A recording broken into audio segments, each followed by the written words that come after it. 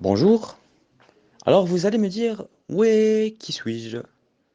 Moi, c'est Rita, je serai assistant provisoire.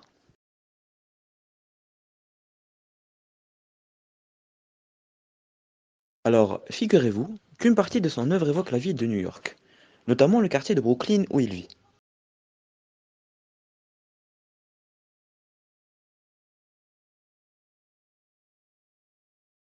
Vous allez me dire, alors Rita, qu'est-ce que le nouveau roman? Eh bien, figurez-vous, le nouveau roman est une nouvelle forme de création romanesque apparue dans les années 1950, caractérisée par l'effacement des personnages au profit des objets, l'absence d'intrigue et le refus de tout support chronologique.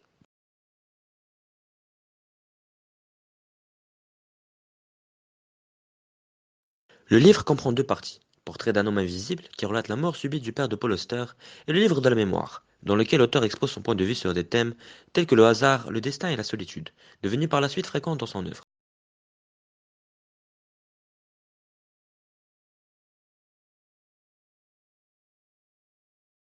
L'indifférence du père va susciter chez lui un immense besoin d'amour, le désir d'être inclus dans l'intimité de l'autre, d'être enfin vu, remarqué et admiré.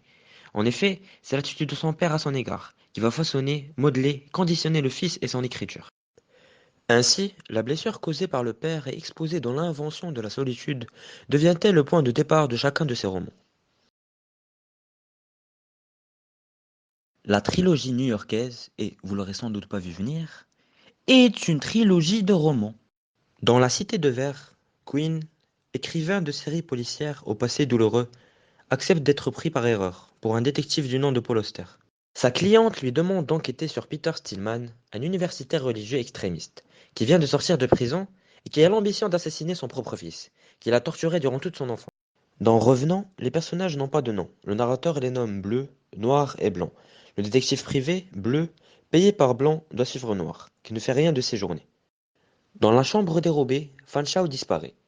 Il laisse derrière lui sa femme Sophie, son fils Ben et des manuscrits qu'il a confiés à un ami d'enfance, le narrateur. Celui-ci prend alors possession de la vie de Fanshawe. Il publie les manuscrits, qui connaîtront le succès.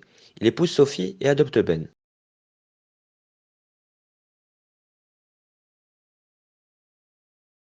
Chez Auster, l'imagination permet de desserrer l'étau d'un imaginaire oppressant, contraignant, envahissant, mortifère et de triompher des différentes crises de réalité qui jalonnent l'existence.